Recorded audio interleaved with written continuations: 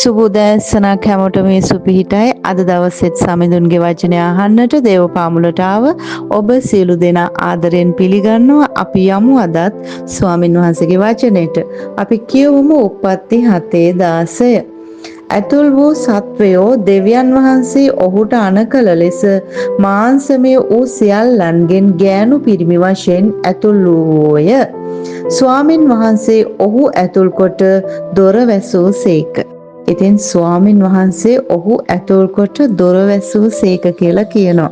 ඉතින් මං කිව්වා ස්වාමින් වහන්සේ හම්බ වෙන්න පුළුවන් කාලේ උන්වහන්සේව හම්බ වෙලා උන්වහන්සේට ලං වෙලා යාච්ඡා කරන්න කියලා. ඉතින් උන්වහන්සේ මං කිව්වා හම්බ වෙන්න පුළුවන් කාලයක් වගේම හම්බ වෙන්න බැරි කාලෙකුත් තියෙනවද කියලා. ඉතින් ඔව් මම කිව්වා ඒ කරුණාවේ කාලය කියලා. ඉතින් අද මේ වචනේ තුලත් ස්වාමින් වහන්සේ කතා කරන්නේ ඔබට අන්න ඒ ටික තමයි.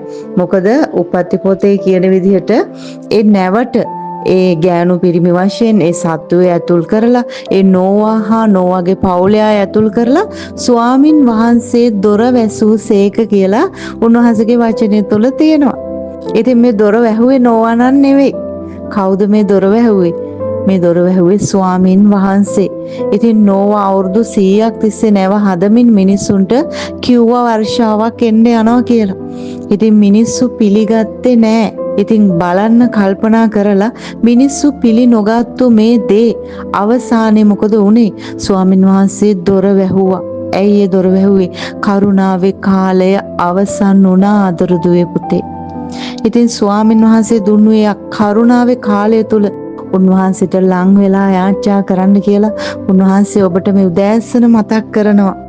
ඉතින් කල්පනා කරලා බලන්න ඒ දොර වැහුව ස්වාමින් වහන්සේ ඒ දොර වැසීම තුළ ඔබ කල්පනා කරලා බලන්න නෝවා නැවට ඇතුල් වීමවත් ඒ වර්ෂාව ආරම්භ වීමවත් නෙවෙයි මිනිස්සුන්ට මලපතක් උනේ.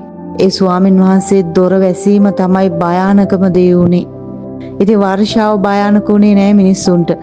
භයානක දේ උනේ දොර වැසීම. මොකද නැවට ඇතුල් වෙන්න තිබුණු කාලය අවසන් වුණා.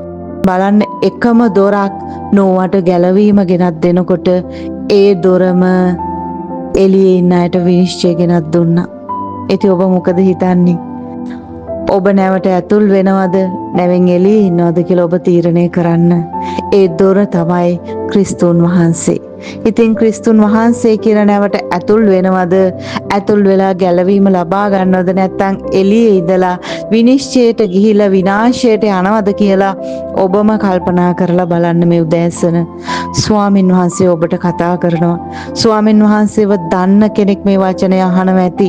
ඉතින් ඔබ දන්නවයි කියලා හිතුවට සමහර විට ඔබ ගැලවීම ලබලා නැතුව ඇති.